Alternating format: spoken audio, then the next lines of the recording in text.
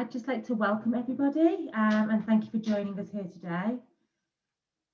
Firstly, I would like to acknowledge that we are all treaty people, post-treaties covering Alberta's Treaty 6, 7 and 8 territories. In the spirit of reconciliation, we acknowledge the many First Nations and Métis whose footsteps have marked these lands for millennia. We are honoured to be able to continue in the spirit of learning and exchange as settlers on this land. And with that, and on behalf of ECVO and CCVO, we welcome you to today's webinar. Today, the Edmonton and Calgary Chambers of Voluntary Organisations are partnering with government relations and strategic communications firm Global Public Affairs to take Alberta's nonprofits through some of the highlights of the 2021 provincial budget and to talk about post-budget engagement. My name is Gemma Dunn and I am the Executive Director of ECVO, and we are happy also to be joined here by CCVO's CEO and President Karen Ball, who you will see in a short while as she shares some of the context on how the budget will impact the sector. Throughout today's webinar, we will be sharing the key highlights and impacts as they relate to Alberta's nonprofits, as well as exploring post-budget engagement opportunities and tactics that will help all of those who are interested in being part of the discussion with the Government of Alberta.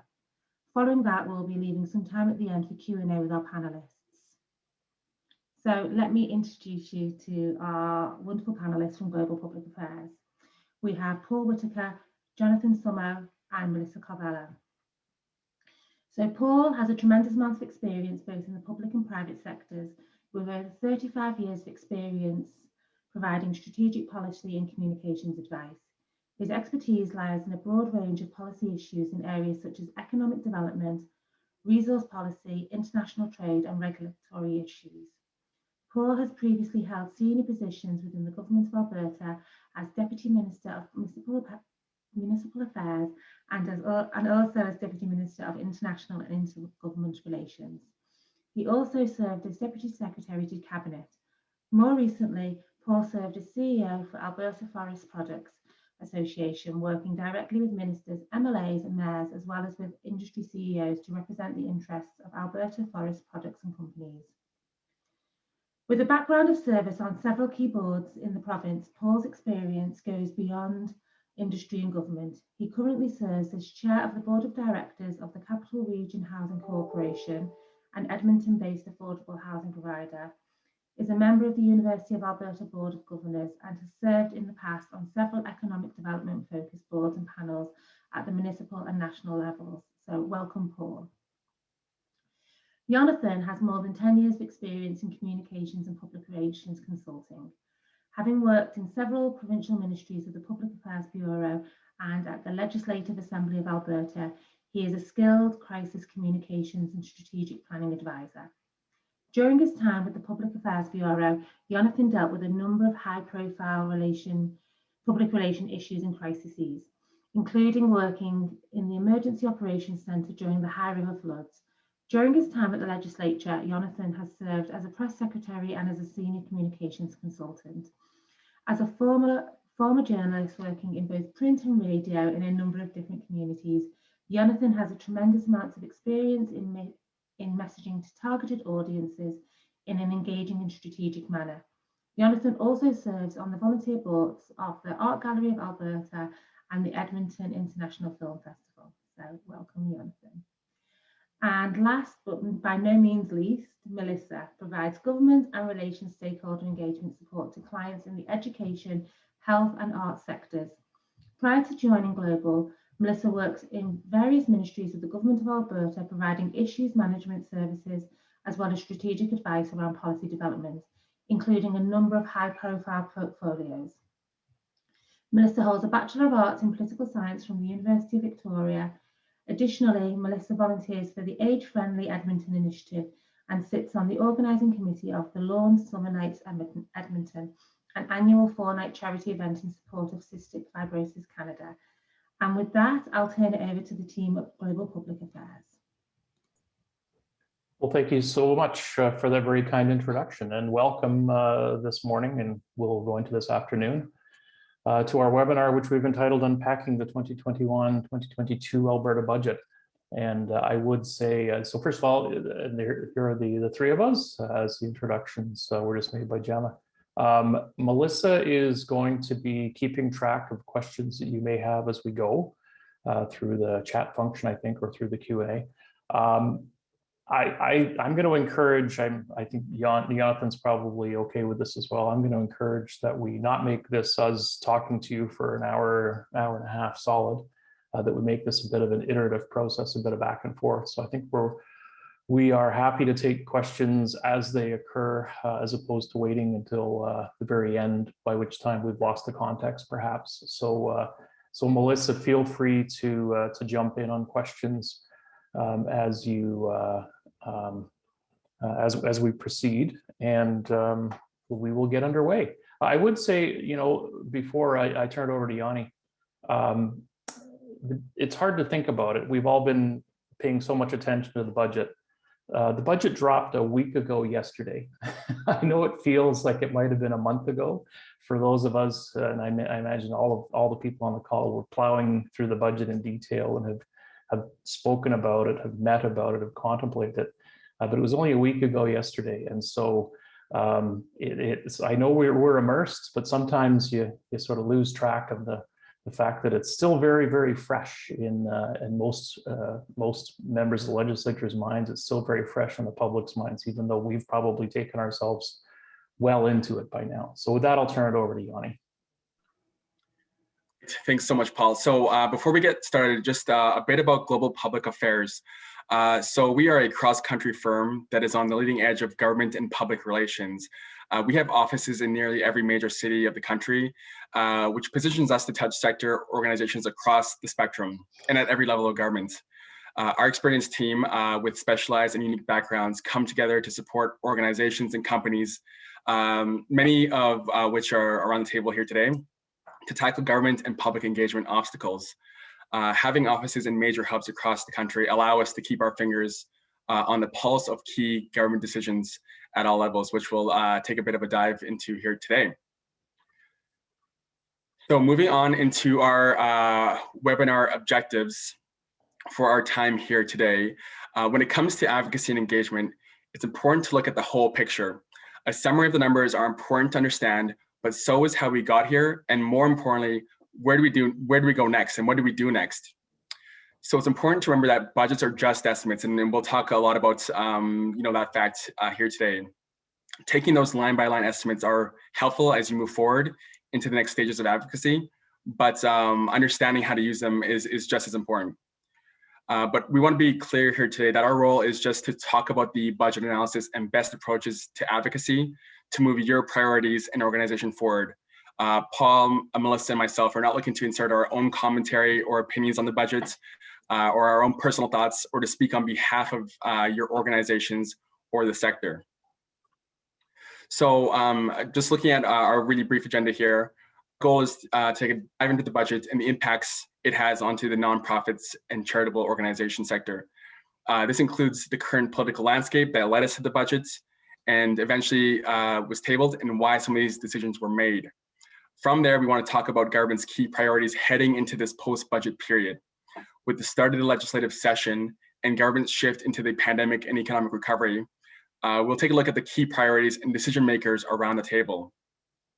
We also want to spend quite some time talking about upcoming engagement opportunities and how to make the most of those engagement opportunities with a focused priority plan to impact change. Like Paul said, we want to have a very conversational approach to this. We've done a few sessions like this before, and it's much more engaging if you lob questions our way throughout. So it's not just Paul, Melissa, and myself speaking at you for the next hour and a bit. So during this discussion, please feel free to jump in with any questions you may have, and Melissa will hit pause button and we'll jump to it to respond. Any tough questions can be thrown to Paul. I will do my best to answer the easy ones, but we will post our email addresses at the end of the webinar, where if you do have a very detailed question where we find ourselves getting into the weeds, don't hesitate to reach out afterwards, and let's have a conversation on some approaches and next steps for ideas. And we do understand that you have all have a very busy and full plates for your schedule. So we will do our best to end by 1 p.m. So Melissa will be a bit of a taskmaster to push us through and keep an eye on the clock. So with that, I'll throw it over to Paul. Okay, thank you, Yanni. And I didn't know the deal was I got the tough ones and you got the easy ones. So we didn't work that out first. A surprise. So let's jump into the budget overview, and specifically, we want to take a look at it from the not-for-profit lens. So this is a busy slide, but if you sort of cast your mind way back 2 years ago, before COVID existed, this time 2 years ago precisely, the election campaign was in full swing, or the early days of pre-campaigning, I suppose, was full swing. Premier Kenney, then opposition leader Kenney's campaign focused on jobs, the economy, and pipelines. Very simple message, and it seemed to resonate with Albertans to the extent to which he formed a majority government not quite 24 months ago. The big looming COVID in the middle of the slide obviously changed everything. And the budget, what was interesting is the message track in the budget that was tabled 2 weeks ago pivoted to protecting lives and livelihoods. And you will be seeing that. You'll be seeing that backdrop, and you'll be seeing that card on everything that every minister and the premier speak to for some time to come. And it's a very interesting pivot. I mean, the pivots, it's, of course, the pivots because of the impact of COVID on public services, on government expenses, on societal operations, everything. It's hard to say that it hasn't touched, there's not a sector that it hasn't touched. In some, it's had a far more significant impact than others. And I suspect that your sector is one of the more significantly impacted. What's interesting is the way in which, not just economically, the way the COVID pushed government off its planned agenda. It had a very clear agenda, as we have just discussed, coming in, and a really clear game plan. Recent polling shows that 20% of Albertans believe that the current set of restrictions are too severe. And we've seen some of the more vocal people out there at demonstrations, primarily in Calgary, but I think one was held a couple of weeks ago in Edmonton as well. So, but 40% feel the restrictions are just about right, and 40% think it should be stronger. So there's a split in opinion, and that opinion is manifesting itself in a push and pull on governments. It's fair to say that government's been pushed into spending far more than they're probably comfortable with. And we'll get into the numbers in the next slide. So the budget. So, you can see some of the top line numbers there. The revenues are down, expenditures are up. The accumulated provincial debt is going to hit $116 billion roughly this time next year. Leading up to the last election, Mr. Kenney talked a lot about how Albertans needed to change the channel because the accumulated debt was heading to $100 billion. If we don't change our trajectory, it's headed to $100 billion. Well, we're going to blow past that this year. So, it's easy to say this changes everything, but this changes so much. There's a couple of interesting cushions built into the budget. There's a $2.6 billion contingency fund. And during my time in government, there was always a pad. The budgets were always padded for things like disaster assistance, that kind of thing. But a $2.6 billion contingency fund, I haven't seen any commentary on whether it's a sort of a record, but I don't remember that kind of a big contingency fund. And I think it's reflective of the fact that government doesn't know what it's going to need to spend on some of the COVID protection, COVID recovery angles. And so hence this big pad in there. But at the end of the day, we're staring at an $18 billion deficit in the year to come. When government came in, I think the number was around 7 or 8 billion. The chart there is too small for me, for my aging eyes to read. The interesting thing from the chart in the upper right, though, and you see all the red ink, it was 2014-15 when Alberta last balanced the budget. So there's always been this mythology in Alberta about how important it is to balance the budget. We've really only done it once in the last 10 or 15 years, amazingly. It was close around the line. You can see those early years. It's close to net zero. But we've been running red ink for a long time, despite the sort of I don't know, the mental image or the image that we have of ourselves. Why should we care, and why should the not-for-profit sector care about the debt and the deficit and the accumulated debt? Yes, governments can borrow money. Yes, governments should want to spend to stimulate down economies. But an interesting data point that's buried in the budget and people don't talk about much is that the debt payments over the year ahead, so just paying off our credit card interest in a sense, is going to be $2.8 billion. And I don't have the number in my head. I think we've got the slide coming up, but the CCS budget's probably $3.5 billion. Yeah, there it is. So 3.9 billion. So 2.8 billion is going to interest payments in the year ahead. And 2.8 billion in context is bigger than probably 2/3 of the ministries. The bulk of the ministries have budgets smaller than that. So the more that the interest payments eat up, the more they limit government's ability to expend in areas that you care about and a lot of Albertans care about. The other interesting piece out of the budget was, and there's been criticism about some of the revenue targets. Two points, I guess. Number one, you will have seen projections around $46 oil. I mean, and as we know, so much of the revenue stream is dependent on non-renewable resources. That $46, well, it's already over $46. Well, a couple of things. Yes, it is over $46, but the fiscal year hasn't begun. And the $46 per barrel is a projection for the 12-month period from April 1 to next March 31st. So it could very easily, I mean, we know it's a volatile commodity. We know how much revenue is tied to commodities like that. If oil tracks at $80 a barrel for the rest of the year, government will have more revenue to play with.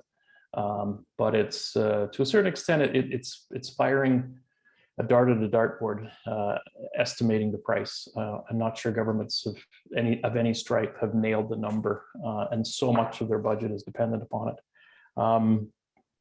The other point I guess I wanted to make in the budget was government is still paying a lot of attention to, well, as the question just popped up, I don't know, is $40 something a barrel, high or low? It's actually much better. $46 a barrel. Current prices are far higher than they were a year ago, but COVID's thrown everything out of whack. When government's done well, when government's had a lot of revenue, it's when oil's been more like $80 a barrel and $70 a barrel than currently $50 a barrel. So, but the point I wanted to make about government's focus in this budget continues to be, and it's an underlying theme, the messages from the McKinnon report. And you know, at its core, there was a lot to unpack in the McKinnon report, and I'm sure there are many people on this call that have read that report in detail, as have I. And I think the core message in there is Government of Alberta compared to its neighbors, British Columbia, Saskatchewan, and compared to national averages, is spending more per cap on X, Y, Z, whether it's municipal transfers, whether it's nurses' salaries, whether it's education system spending, and so on. So that's a core message that the government has not been shaken from, and it still has in the back of their mind. So you didn't hear much discussion of that in the budget, but I would suspect that you will continue to hear that as a sort of an underlying theme. And I guess what I would ask people on this call to contemplate as we have time set aside later for Q&A is does that message track from the McKinnon report? Does it accurately convey your sector? Is your sector handsomely funded compared to other sectors in other provinces, or are you at the national average, and so on and so forth? Because that's certainly going to be a key point of your message track, a potential key point of your message track going forward.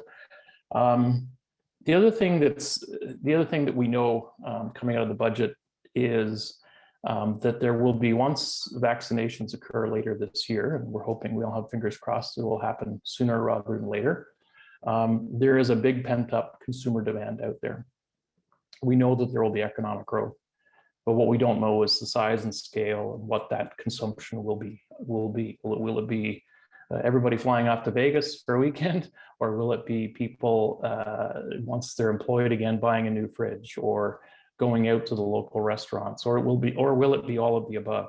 So we really don't know the extent to which there'll be economic stimulus later this year. We just suspect that there will be, and it's going to be very hard to sort of project it until it happens. This is a wave that will wash up on the beach, and we really have a hard time projecting it. So it is distinctly possible this time next year, government could be in a far better situation on the revenue side than they currently are, or that they currently foresee. But I think they're being prudent in not counting those chickens before they're hatched. So if you could jump to the next slide, Melissa. Paul, just before we yes. jump over, we have one question along the conversation on the contingency funding. So the question from Philippe is, could the 2.6 billion contingency fund be used for COVID related matters in addition to the 1.25 billion earmarked for COVID? That's the way it seemed to me. It seemed that they were building some maximum flexibility around that. The other way to look at it is that if, let's say for the sake of argument, vaccines roll out sooner than we think, and well, as I say, we have our fingers crossed, and the world returns to normal in, let's pick a date, August. By August, we're all back to normal. I think that's ambitious and optimistic, but government may not need to spend those funds on COVID-related issues, COVID-related in sort of vaccination or protection of citizens. So there's potentially an opportunity for those funds to be used in the recovery side of it, which I think a lot of the organizations on this call would connect to as well, that sort of social recovery, not just economic recovery. So there might be an opportunity in there to see where that money goes and what the opportunity is. I mean, on the one hand, the finance minister might say, well, that was there for a rainy day, it didn't rain, so I'd like the money back, please. And instantly the books look better. But it may be that funding has the kind of flexibility that can be directed to that sort of social recovery dimension.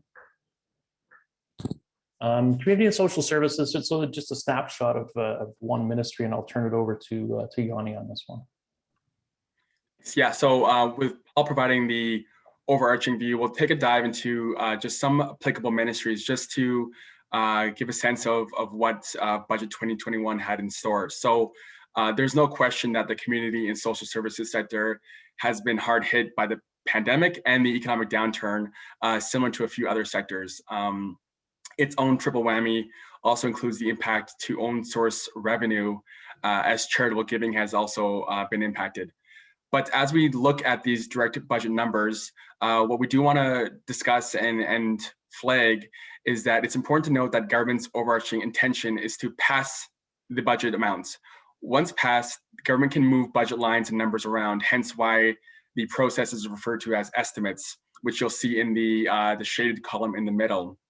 So in other words, if it's not a statutory end, there is a flexibility to this, and it could mean a budget line is not guaranteed to stay, or that one couldn't be added at a later date. So given the breadth of organizations here are on the table today that would be impacted by so many arms of governments, we'll have a look at some of these numbers at a high level and discuss some of the signals that would, that you can dive into to develop some priorities.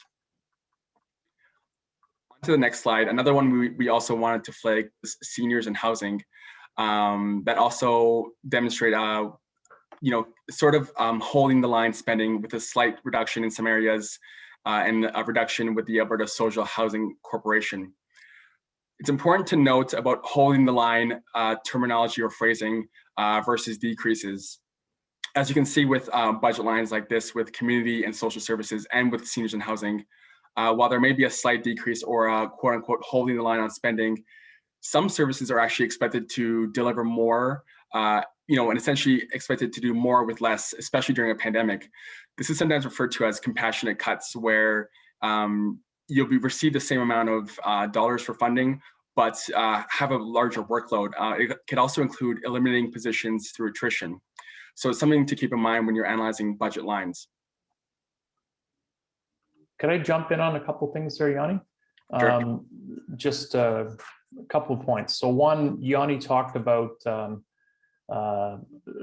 the province is moving quickly to pass the budget, so they want to do that in the next month.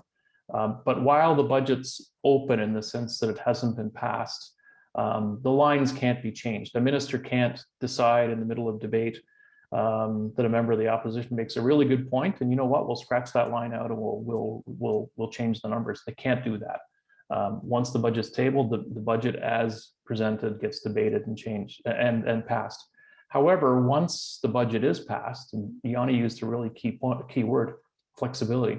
Once the budget's passed, many of these pockets of money are substantial and they're not necessarily very specifically enumerated. If it's not a statutory requirement to send $1 million to X, but that it's a $1 million pot to expend in different ways, all of a sudden there is flexibility around that pot of money. So it's important to remember for the next month or so, keep your powder dry in the sense that you're not going to change anybody's mind, but once the budget's passed, there is an opportunity to find where that flexibility lies.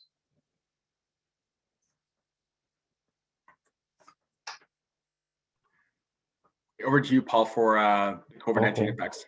Okay. And actually, and the last slide Yanni showed was around seniors and housing. So I'm somewhat familiar with the budget, given my voluntary capacity on the board of directors of Capital Region Housing Corporation. And this is I think this is a really good example of a file where there's a great deal of consensus on the importance of the spend and the importance of the role of the ministry, but there's an inability to squeeze additional dollars out. So I think you've got the message track is bang on. What people are sharing with government is bang on. The minister, I think by and large, buys what the sector is selling in terms of an explanation. But there is simply not that sort of fiscal flexibility to really add to this portfolio. And so it's a really good example where it's not that people haven't made the case very well, and it's not that the minister is indifferent to those views. It's a case where the inflexibility created in other ministries where the spend is more obviously necessary from a public relations, public support, public demand perspective, like healthcare, for instance, that touches everyone's lives. So this is a great example, like I say, where it's not we can't move the budget, but it's not for a lack of trying, and it's not for a clear understanding by the minister. Next slide, I guess, Melissa. We've just had one more question come through. And so it says, will there be changes to the government's priority sectors and where to put the money in the budget if there are changes in government? So if we see a change in governing party, how does that impact the priority sectors? Yeah, almost always. I mean, a change in government earliest would occur 2 years from now. So for the next 2 years, the trajectory will be the trajectory. With variances, of course, but no, each election is an opportunity for a reset, if you will, and a reconsideration and a target to the political leadership to contemplate, your set of priorities as a potential set of platform priorities. Yeah, it's a great question because it's a really good reminder that, this budget will have budget numbers projecting up to 4 or 5 years from now. That's not to say that will be the budget number in 2024, 2025, because if we do see a change in government, we'll be back to the drawing board for new funding options. So it's a great reminder and something to keep in mind when you're engaging. Mm-hmm. Mm-hmm. And then another question we had was, what grant streams do these numbers represent? So where's the money this year as it comes to CIP, CFEP, and the impact funding grant? So that's the devil in the detail. So you'll find that detail in the estimates book, which is a monstrous book. These will be the top line numbers. And so, for instance, the page we're looking at, the housing piece that's 10 or $11 million there, it can capture all manner of different programs. There could be 11 different programs of $1 million each, that kind of thing. So that detail is found, that additional level of detail is found in the estimates book. And as Yanni said, the estimates are what get debated by legislature committees in the weeks to come. So those are actually, I think we'll probably touch on it later, but those estimates debates are very much worth paying attention to. And the estimates book is worth paying attention to, even though it's a monster, I know. It's probably a couple hundred pages with every ministry in it, but that's where the detail lies. And in ministry business plans too. In ministry business plans, the detail will lie as well. This will just be rolled up numbers that you see here. And so that sort of goes to another question we've been asked, which is, are we still seeing signs of creative math? So in budgets, and I know, Paul, we sort of talked about your experience when you know the budget lines are there from a deputy perspective, but having to find out where it really falls in the budget line. Mm-hmm. Creative math, I used to call it fun with numbers. There really are different ways to convey projections. These are all projections, right? It's the target for the year ahead. And even when you look, this page is a good example. You see operating expense. You'll see several lines. You'll see the budget for 2019. So that's what they forecast as a projection. They forecast last year's budget had $637 million in total operating expenses. But by the end of the year, at this point right now, they actually think that it's $634 million, that they spent $3 million less than that. And so the target further down, budget 2021, has the forecast for the coming year at 673, which is actually an increase to the budget. So it's very difficult it's difficult to track year to year. And it's not that it's an attempt at dishonesty or creative financing. It's more about the take up of a program or the non-take up of a program, whether they push money into one fiscal year or whether they push money into the next fiscal year. Government used to do a really good job of ensuring that their budget was expended by the end of March. And there always used to be that, it was jokingly referred to as March Madness, where if you had $1 million left in your budget, you better spend it because you're losing it. And that's sort of gone by the wayside over the years. And that hasn't occurred, in which case the spend in that fiscal year drops. The other factor that has an impact on your numbers is whether there's the kind of take up that you expect, so that you budget for a particular program, let's say $100 million to a series of potential expenditures. If those expenditures don't get made in the fiscal year, not one of them, then that's $100 million savings. If they all get expended in that year, it's as expected. So the numbers are very difficult to track. The last thing that makes numbers very difficult to track year from year, and it's not about sort of trying to hide numbers, is the fact that a program or a piece will get moved in mid-year.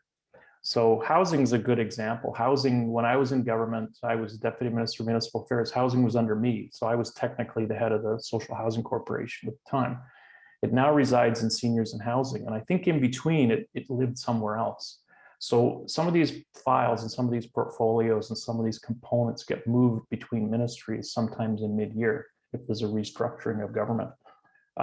So tracking the numbers does get hard. It is very difficult. Because it's just a massive pile of numbers, it's very difficult to sort of follow the bouncing ball. But it's not out of a sense of trying to hide money or baffle the public. It's a giant budget, and the lines are complicated. And so another one around how this relates to what we're seeing from city budgets as well. So will there be a significant difference between provincial and city budgets, given that they generally have the same priority areas in the not-for-profit sector? I would actually say the cities might be in more, it might be more difficult for the city budgets to cover a lot of the expenses they previously expended or offer the kinds of grants that they previously did, simply because the economic impact of COVID has been, if you think about it, it's been on things like real estate prices, real estate values, in addition to job, but primarily because of jobs, loss of job, and so on and so forth. Municipalities generally draw their revenue from property taxes. That's pretty much their only source of revenue. So it stands to reason if property values are going down, the pot of property taxes is probably going down. The cities have swimming pools to maintain and libraries to maintain and no flow of customers into those facilities. So their revenue streams are getting hit in some of those other areas. So I would suspect that municipalities are going to be harder strapped for cash in the next couple of years. And I don't think we touch on in this presentation, but the grant structure to municipalities actually has popped up in this budget. So government's increased the municipal sustainability initiative grants to municipalities in this budget because they want to sort of front load some of the spending. They want to stimulate economy by front loading some of the spending. But the price they pay is they're pulling that money out of years 2 and 3 in the next, in a 3-year budget. So municipalities on the one hand will have more revenue from the province, but they'll have less revenue from Joe and Jane taxpayer like us. So. Okay, I think we can go over to the next slide, and just it sort of relates to a question that we have around because the slide is about COVID impacts. Let me just get there. And so one of them sort of also trickles back to that COVID funding. So, and I think you've sort of spoken to this, how they earmarked the 1.25 for COVID funding. And the question is if there's flexibility for that money to be fed into other ministries such as seniors, for example. And it's conceivable. Like I say, I think it's worth keeping an eye on that. If the COVID-19 impacts in the upcoming fiscal year, which doesn't start for another month, right? But if the impacts are less severe or more front loaded and the world returns to normal faster, then that there's a potential, I think, for that money to be moved around internally. So just what this slide talks about is, and I think it's it might not be a fair characterization, but it's a bit more of a caretaker budget. Last year's budget was really clear, expressed a really clear worldview. A lot of it tied to the McKinnon report, as we touched on earlier, and a lot of it tied to the campaign promises. What's interesting in governments in the last few years, platforms used to be issued in an election almost as a rite of passage. Well, we have to put out a platform, so let's generate some ideas, put it in the platform and pump it out there. And then promptly forgotten. I do remember campaign platform documents in years past in Alberta disappearing from websites a month after the election. Unless you hit print on it, you didn't have this sort of platform. Both the NDP in previous government and the current government, the UCP with their platform in this campaign, are really using their platform document as a checklist. They're trying to check the boxes as they go through. So it's worthwhile going back to take a look at a platform document. Somebody will have archived it, somebody in your organizations perhaps, or somebody in Google world will have archived it, presumably, even if the party pulled the platform down off the website.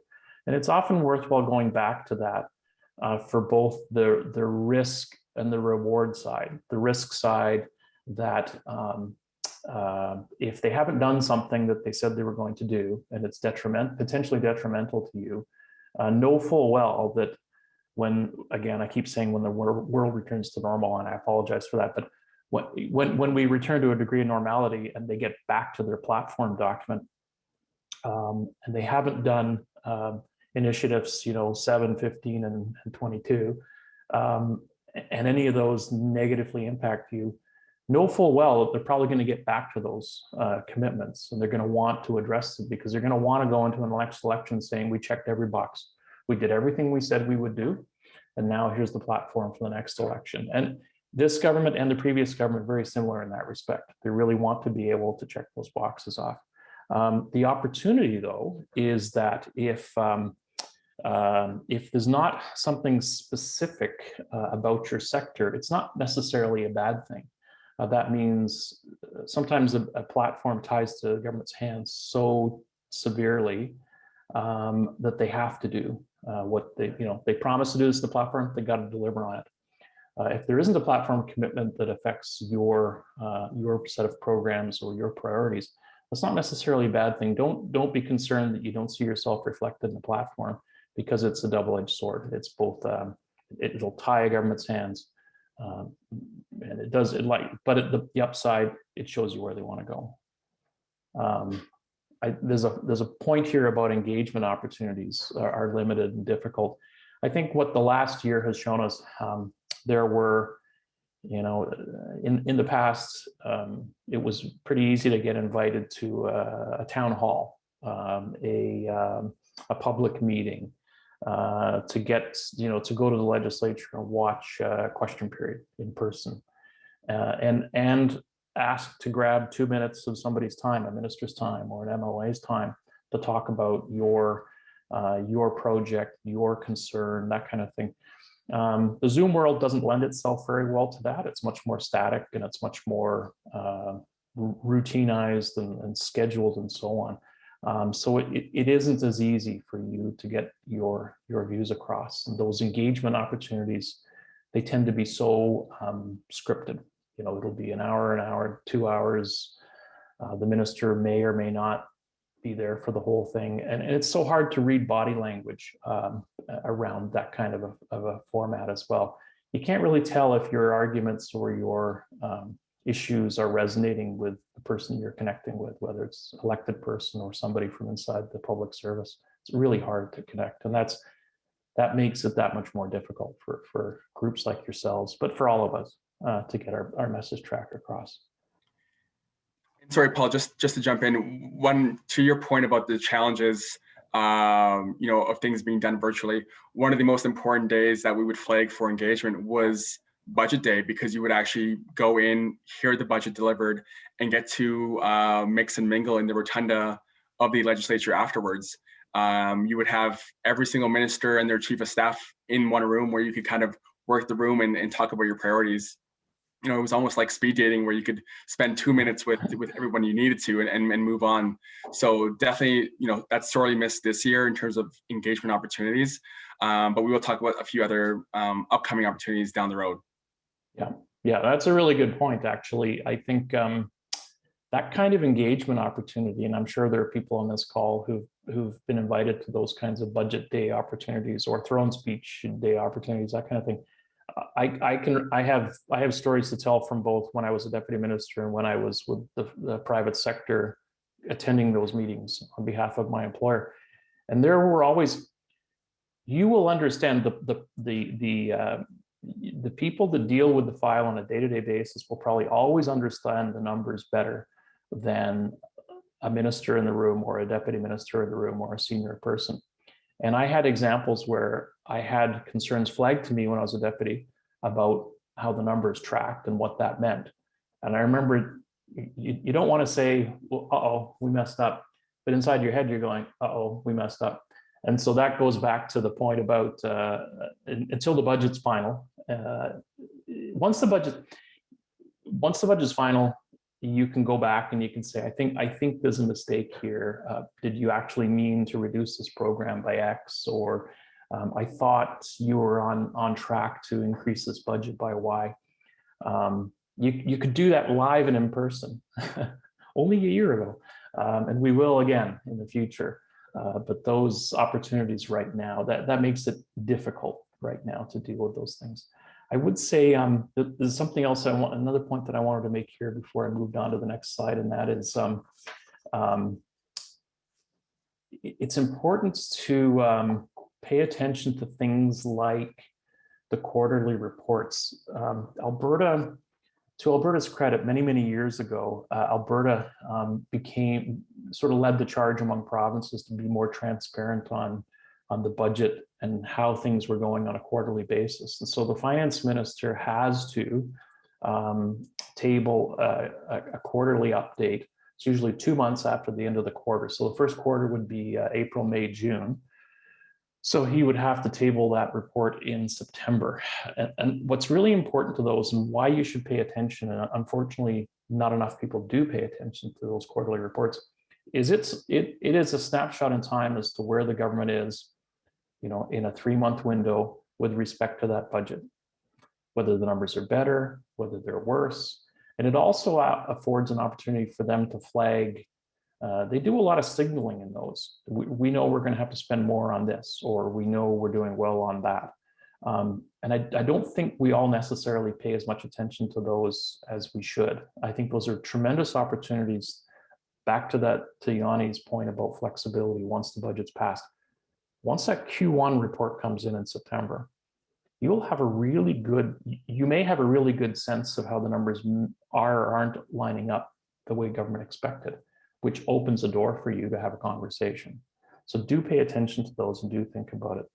The other point, the final point before I pass it over to Yanni, is I think, and I get this, it's funny, I don't think, when I see this in the media, when I see reporters and people on TV talking about this,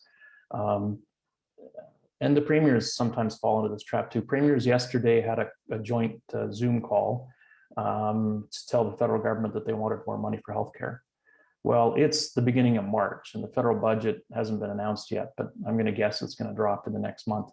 The federal budget's largely done. Budgets get done and baked really early. And so the time for you and your organizations to start thinking about where you want budget 2022 to go is a month from now, not 9 months from now. It's not next January for a budget that drops in February. It's now and in the months to come to think about what you want to influence and where you want to go. And I find that often people don't, like I say, journalists don't understand that and frequently repeat back, you know, premiers are making a pitch for more money. That ship has sailed. That opportunity was probably October, not now. So I'll leave it there before I flip it to you, Yanni. Oh, actually, I'm flipping to you. I'm actually flipping it to. We're going to throw it to Karen, I believe, for just a bit of a quick update on the sector reaction. Great, thanks, Yanni, and thanks, Paul. We just at CCVO, we released a little bit of a news piece on Friday that helps give a little bit of a view to what the actual implication of this budget might mean for you in the nonprofit sector. We wanted to share a little bit of that with you now. And also we're putting a link to the news piece in the chat. You can find that there.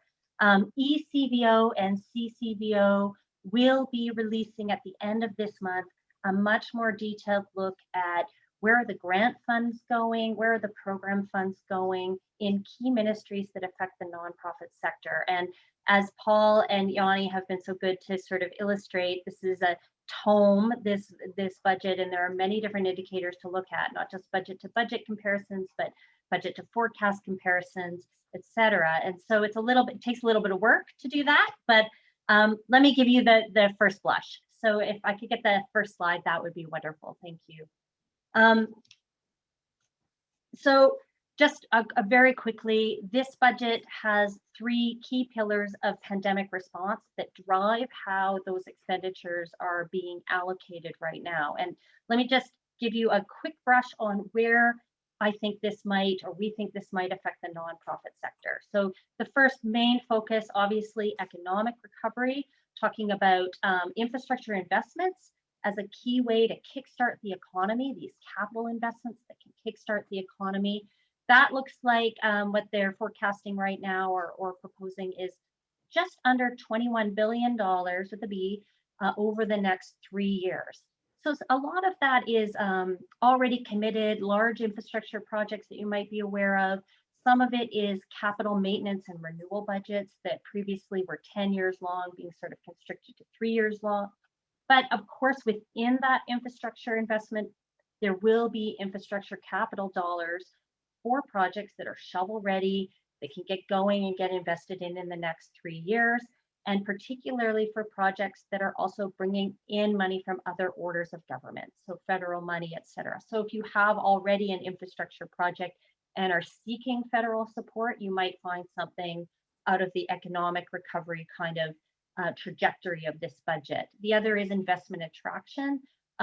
This is mostly kind of realized through the job creation tax cut, which we've heard so much about, but also for the nonprofit sector, if you have a program that you think is going to bring money into the sector. So an example of that might be an anticipated federal program around social finance, that those may be programs that will see the Government of Alberta participating in more actively because they're bringing in revenue from other sources or other orders of government. So there may be nonprofit federal programs or other kinds of programs that attract private investors that you'll start to see coming forward from the provincial government that'll have an impact of new dollars directed into the nonprofit sector potentially, or a redirection. And then the third, economic diversification. This is about $1.5 billion, half of that, so $500 million is still sort of clearly rooted in energy and the energy sector. But there are other sectors that have been identified for economic diversification that have some crossover on the nonprofit sector side. And I would say principally tourism and a huge growth, huge relative growth for tourism out of economic diversification, which may have an impact on cultural tourism, on nonprofit tourism, heritage, and these kinds of things. The third focus that kind of drives this budget is the increased efficiency in the delivery of government services, the compassionate spending, or the looking what Yanni had talked about, looking across how expenditure happens in other provinces and comparing Alberta in that way, mostly realized through things like job freezes inside the administration, salary freezes, these kinds of things, but also for the nonprofit sector, important to know, may be realized in how the government approaches service delivery that is partnered. And we're certainly seeing that with the FCSS dollars. So in particular, where it's a hold the line approach to formally partnered delivery of government services that lines up with this trajectory of increasing efficiency. So it does affect both government and government partners, and it may also affect the speed at which you're able to work with government moving forward. And then the last kind of pillar of the budget, which was immediate health, individual and business support. So you likely know, if you're working with community and social services and you have frontline responders, there's been a program opened up for a selected group of organizations under community and social services, and then the remainder of nonprofit organizations that have frontline responder employees as defined in the private intake, the private sector intake. Nonprofit sector can also go through that. So you would have some individual supports there.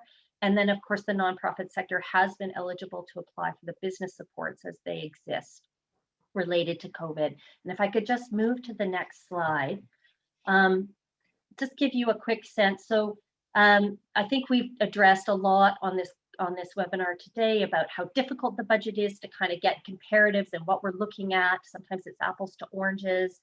Big item lines might contain a lot of small detail, but this is a fairly quick take on how to see where priority of spend is inside the budget. So we are looking here at 2020-21 budget to 2021-22 budget. Now there's been adjustments in budget year adjustments. This is just the budget that came out a year ago compared to the budget that came out last week, and whether the ministry has been grown budget to budget comparison, remained stable, or shrunk.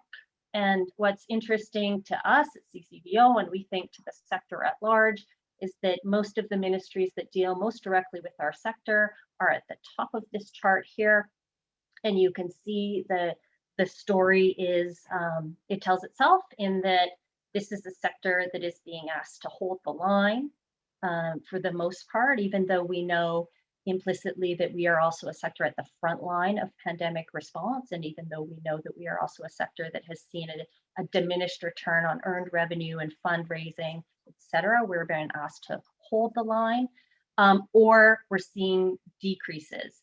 So I'll take the next slide. I think we will get into a lot more detail on this in the report that CCVO and ECVO will be publishing at the end of the month. But I know there's been a lot of question about, so what does this mean to my grant? So very quickly, as we know to date, what this might mean to your grant, and particularly we've chosen to focus on culture, multiculturalism, and the status of women, because it has seen a decrease, and a fairly significant decrease of just over $26 million for a budget that is less than $250 million overall, is a pretty substantial decrease in this budget.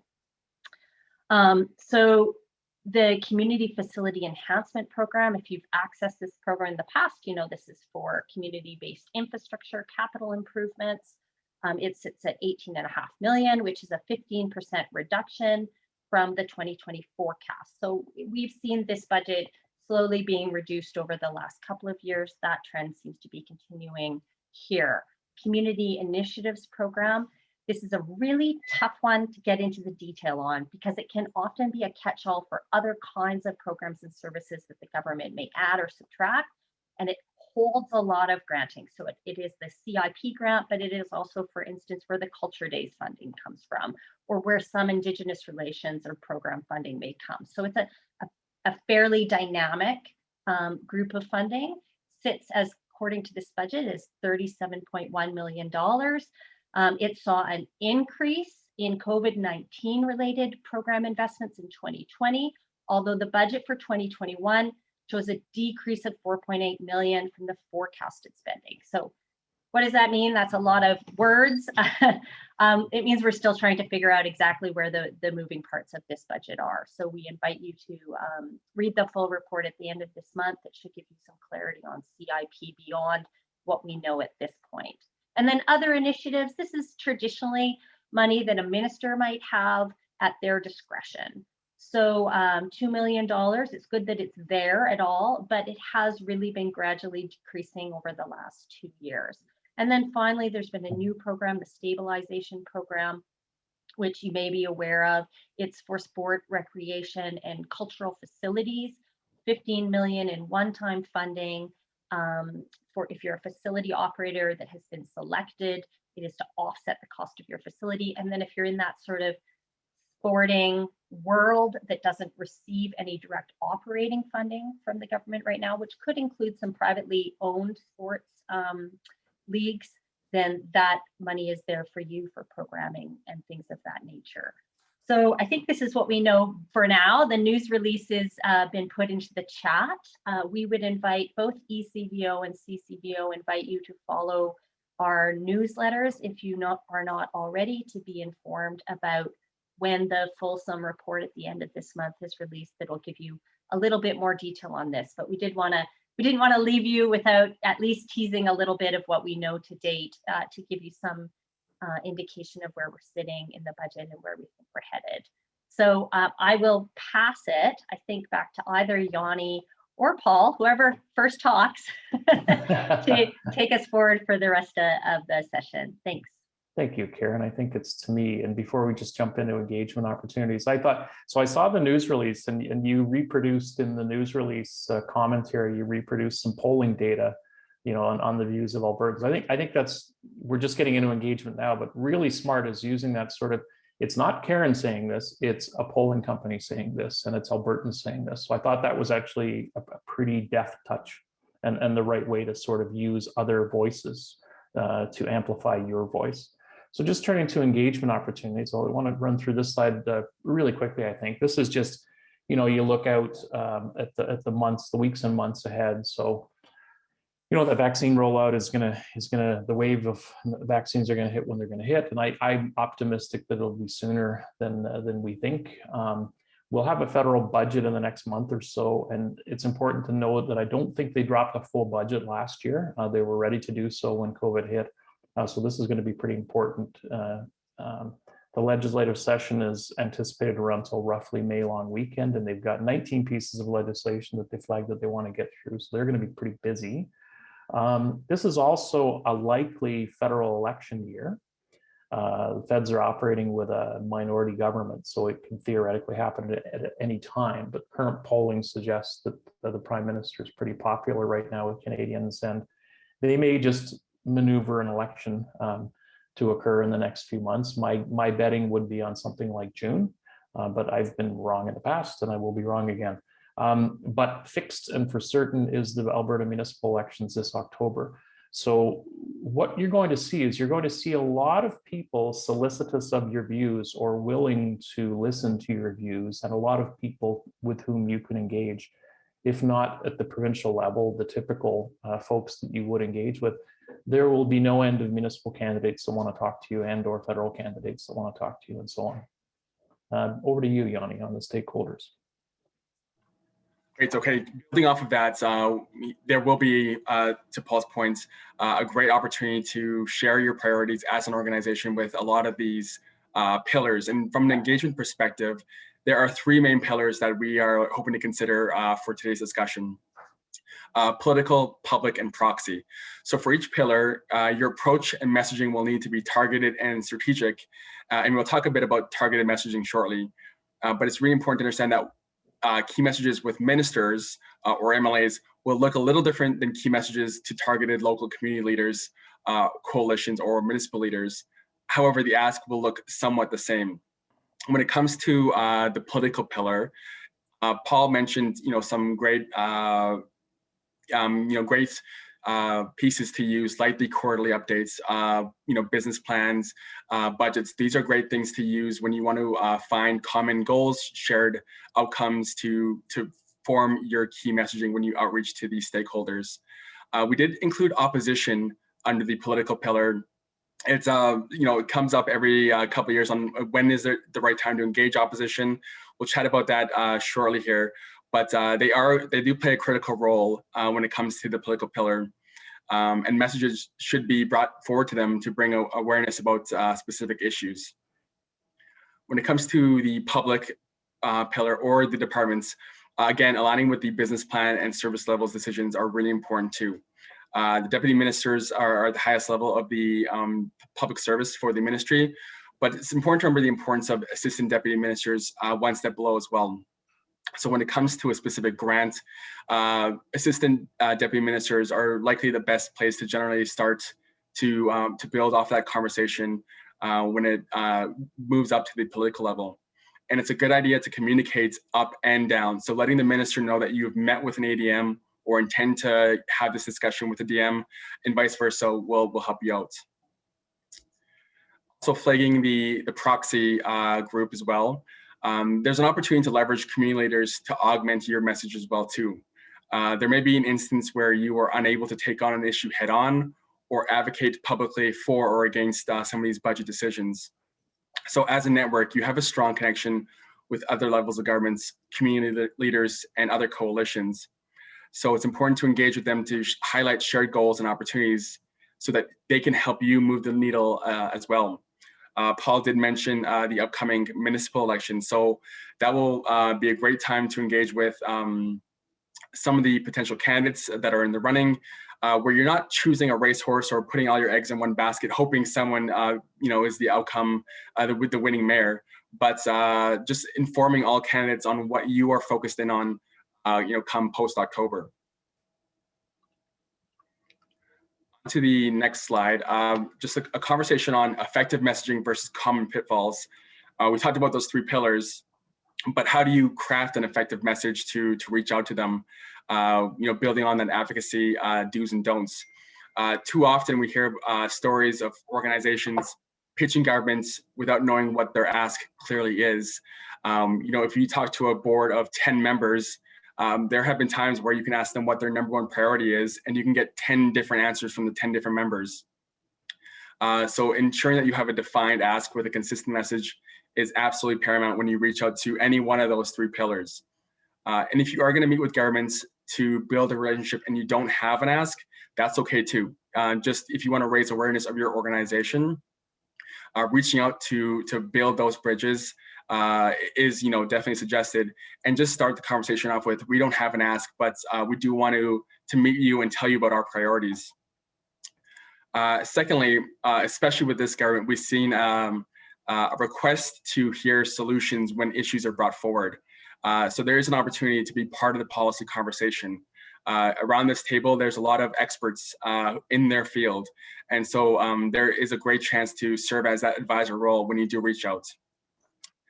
And then we had talked about using specific messaging for specific target audiences. So when you do reach out to a specific pillar, be strategic in how you do that. Some messages will land more effectively with others. So just using the right message for the right time will go a long way.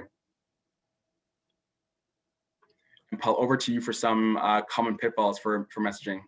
Sure. So that's sort of the do's. These are the don'ts, or recommended don'ts. So I think so. It's often the case where the assumption is that if we draft a form letter and everybody signs on and the minister gets buried with 3,000 form letters, they're going to pay attention. It's been my experience that actually a smaller number of really well thought out, in your own words, in pieces of input have far more impact than a form letter. And I've seen that very specifically over the years. It's important to have a sort of a common thread. So if the people on this call today have a common view of a particular file, it's fine to share a general message track and a sort of an approach, but don't all send the same letter, because the government, it's very easy to go, okay, it's letter number 12 again. Okay, it's letter number 12 again. Secondly, it's important that you don't misunderstand your audiences. So Yanni talked about the sort of different types of audiences, whether it's a minister, whether it's a deputy minister, whether it's an ADM, whether it's somebody running municipally and so on. It's very easy to assume that the minister knows all the detail. And I've seen this example over and over again, when the assumption is, well, the minister understands the reg, so I'm going to speak directly to the minister about section 27 of the reg because we all know that it needs to change. Well, you may understand that, and somebody within the ministry may understand that. But the minister, don't assume that the minister is conversant, or even the deputy is conversant with that level of detail. So be conscious of who your audience is when you're having those conversations. And then finally, be very cautious, and I'll jump into the next slide too. Be very cautious about messaging that escalates into sort of an adversary role. You're wrong, I'm right, and here's why, that kind of thing. So there is a time and a place to turn up the volume, and it's the example you use is when do you go nuclear on a file? Well, you almost never go nuclear on a file, and if you do, that probably means every bridge has been burned when you get there. There are different. When you say what's the best method to approach an escalation, the answer is it depends. It'll depend on the circumstances. It'll depend on how long-standing this issue is. Whether you go for that grassroots letter writing, whether you go to media outreach, or whether, as Yanni mentioned, whether you reach out to the opposition at some point. So there is no single answer to what the best method is. These are all potentially applicable depending on the issue, depending on where you are in a cycle. Did this just arise versus we've been grinding on this for 5 years, and so enough is enough. There's different approaches to take. What would trigger, that sort of escalation? Again, it depends. There's different approaches require different tactics. So it's a case by case basis. There's no sort of simple matrix for you to jump to a solution. And then how far is too far? I'm pretty sure you'll know when your calls don't get returned, or you're held up as the example, and nobody wants to be there, and I'm sure nobody on this call has been in that situation, but we've all actually seen it, right? And it's easy to get caught into that mix if you go the partisan route, because politics has become so hostile from a partisan perspective. I am always right and you are always wrong. is becoming in the nature of politics in Canada. We're unfortunately following that American example. But it's important to not play in that sort of space where I'm right, I'm always right, and you're always wrong. So I think that's a good time to jump into opposition engagement, Yanni. Sure, we've just had a quick question that I thought we could weave in here really quickly. The question was, is there a strategy in thinking of how to align not-for-profit sector issues with business interests in support of economic recovery? And I think we've sort of touched on that a little bit when it talks about lining up our message tracks. And so where you can find those commonalities, we would encourage folks to draw those parallels. And I think Karen also wants to jump in here as well. Sure. Thanks, Melissa, and thanks, Paul. I think we wanted to keep this sort of a general related to the budget very specifically, but as the questions come in about advocacy, what can we do? How can we do it? What's happening? How do we prepare for next year's budget? What we'd like to do is share with you our work around the building of community prosperity strategy for Alberta, which includes in it a policy ask related to funding. So CCVO, Calgary Chamber of Voluntary Organizations, made a recommendation to government around this past budget that they earmark 3.5% of the total recovery budget of 10 billion or $350 million to support social infrastructure.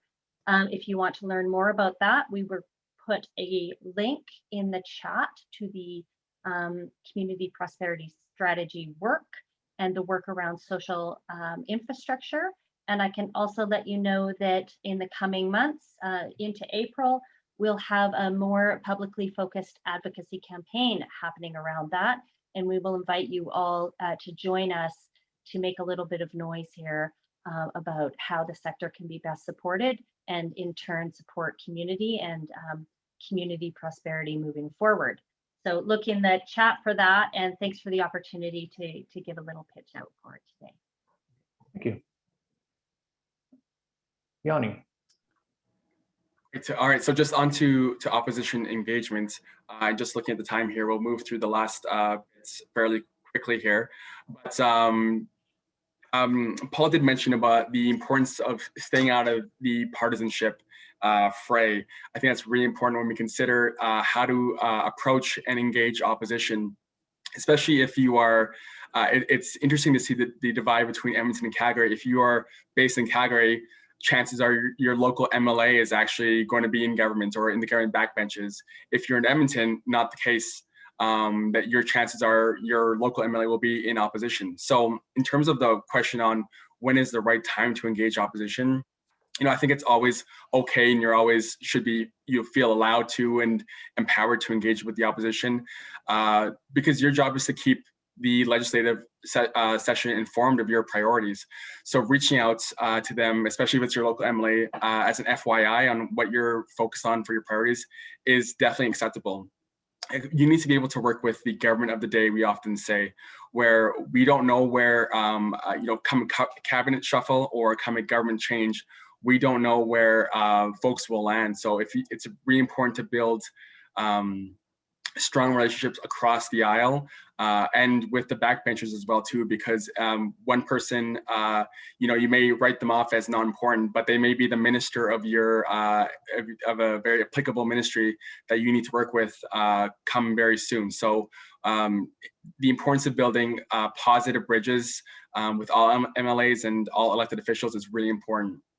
And as you do that, being very clear with them that you want to keep your issues out of debates as you reach out to an MLA, if they're in government or in opposition, being upfront that you don't want this issue to be politicized. The work around this table is very important, and it needs to be kept out of, press conferences to try to embarrass one another for political or partisanship games. So just being very clear that you don't want your issues to be used as a political football is really important. Moving on to the next slide, I'll move through the key stakeholder structure very quickly. Just wanted to flag the importance of deputy ministers as well. We talked about the importance of the public sector. So we will circulate a stakeholder structure of the ministers, their chiefs of staff, and deputy ministers for some applicable ministries afterwards with their contact information, just so you can use as a cheat sheet. So we won't spend too much time on this. We'll move right on to focusing priorities. Okay, so that is me. So I think the best way to get your message across and to potentially affect change is to sort of, so understanding that alignment between the budget and the business plans, and be conscious of the kind of wording used. So we talked earlier about the tagline of lives and livelihoods, right? Protecting lives and livelihoods.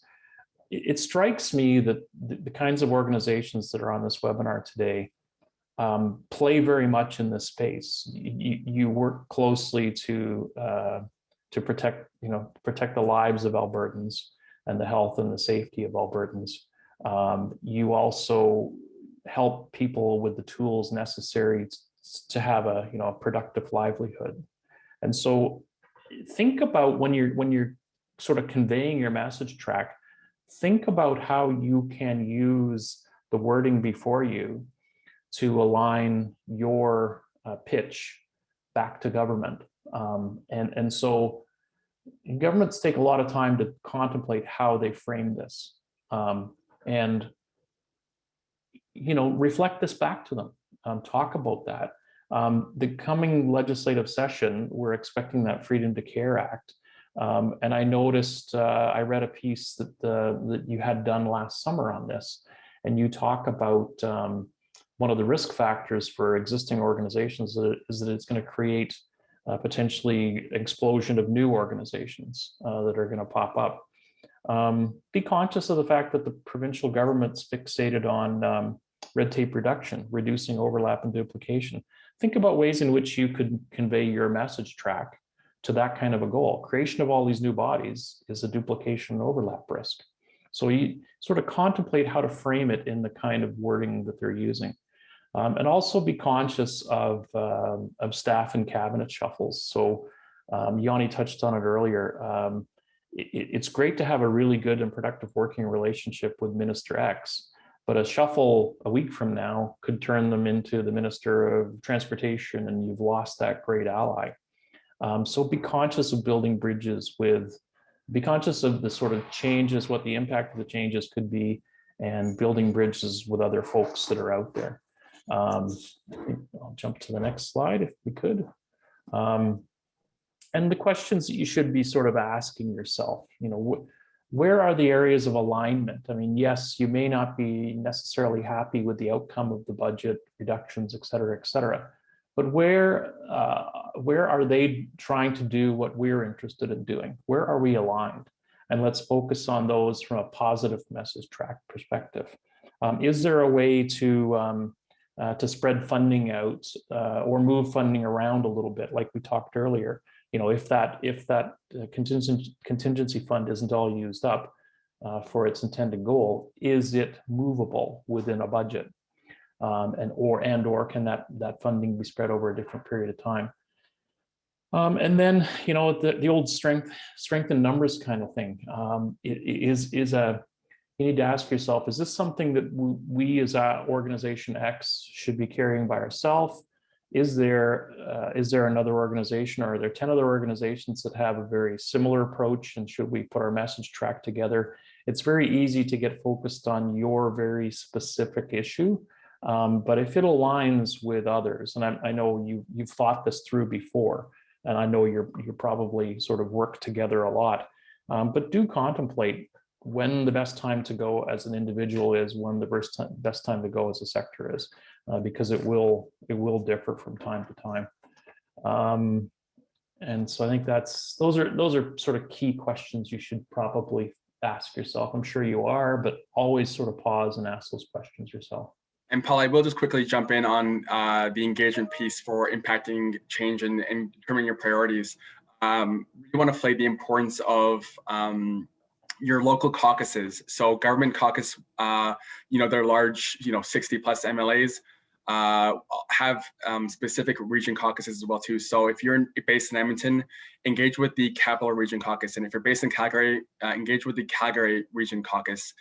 They want to meet with stakeholders. You can present to 20 MLAs at once. And to Paul's point, that's where you can actively build bridges with a number of elected officials at once, because you don't know where they're going to land come a cabinet shuffle. So that's a great way to just hit a lot of birds with one stone. So moving on to the last bit on using a GR firm. So we talked on a number of tactics for escalation, and one is using a GR firm for advocacy. Just a few points we wanted to make. Do your research and understand what services are available and what you need. And don't be afraid to ask those questions of a potential GR firm and put them through the ringer through an interview process on determining whether you need wraparound services that include advocacy, comms, and PR, or if you need someone to help you just identify who to engage at the political level. So different firms have different expertise in these services mentioned. So do your due diligence and reach out to potential firms to ask them those questions. And on the last slide, we'll take a few, I'm sure Melissa has a few questions for us, but I did promise you that we'd post our email addresses for any follow-up that you may need, or if you had some specific questions you wanted to throw to Paul, myself, or Melissa. So feel free to reach out as needed. And I did want to mention our weekly publication, the Impact Report, where we cover some of these things we've been talking about for the last hour and a half on key government decisions and what they mean for specific sectors. So it's a weekly publication. And if you're interested in getting a hold of that, just reach out to either me or the Impact Report's email address you see there. So that's all we have in terms of things we want to touch on. So I'll throw it to Karen or Emma if you want to open up for final questions as well.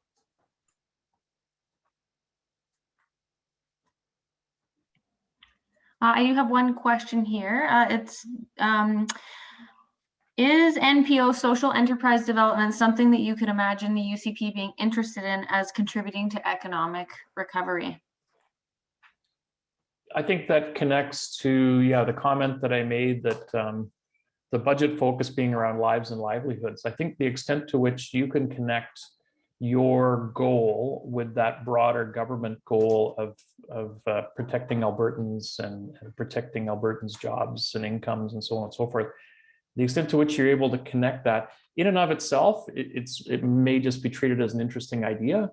But if you're able to connect that thread to the government message track or the government priorities, or we didn't really get into it in detail, but if you look at a ministry's business plan, they will have very specific goals, very specific sub goals as well. If you're able to connect your ask with goal 3A that the minister has, that's a brilliant way to proceed, because you're going to help them achieve their business plan goal.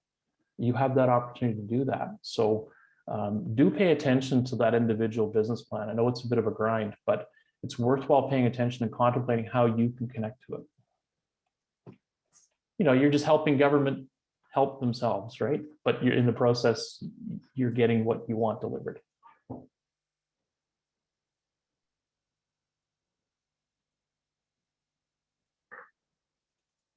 So I think we have time for one more question. So this question was for both Karen and Paul. How much interest is in recovery for the community segment, especially the youth, mental health? The numbers in the current budget don't really reflect much interest. Is there a reason behind this? Is it a different strategy you have in mind that it doesn't show in the budget? So I know it's a very specific question, but just any insights that you could give to that would be helpful. I would defer to Karen as being, you guys will know the inside out of this more so than I would. Okay, I'm going to try to talk. Not someone on the panel if you can hear me. Anybody? Yes. Yeah, okay. My Zoom is just choosing this very opportune moment to go crazy. A detailed question like that, we're in the process of sort of looking into the finer grain on where money is flowing and how it's being invested. But I think just overall, it's probably quite fair to say that this is a budget and this is a government with priorities around economic recovery, most principally, There is a lot of impact in the nonprofit sector, and those that the nonprofit sector critically serves, that we at CCVO, I'll speak for myself and my own organization, feel has not been given enough strategic attention in terms of how that response is going to be supported, not just now or moving forward. So I would say that there's work to be done from an advocacy perspective and in partnership with government to start to surface what it is going to take to reply and respond to some of the impacts that we're seeing on the sector and on the community through the pandemic. And we hope to be able to be part of moving that conversation forward. And we invite you to join us in our work around community prosperity and social infrastructure. Thank you. So we are almost at 1 o'clock. So I just like to take a moment to thank our panelists from Global Public and also Karen and CCVO for joining with ECV on this webinar. It was very high level. Lots of interesting information was shared. As Yanni said, you can reach out to them if you have any specific questions. And as Karen shared, we will be partnering, whereas CCVO, we do much of the heavy lifting, but we will be partnering with CCVO in sort of a deeper dive into the budget, which may answer some of those questions. But if anybody has any specific questions that they want to pose to either CCVO or ECVO, feel free to do that, and we will follow up with you with the information that we have right now. So thank you all, and thank you again to Global Public, and have a great rest of your day and have a great weekend. Thank you very much. Thank you very much. Thank you.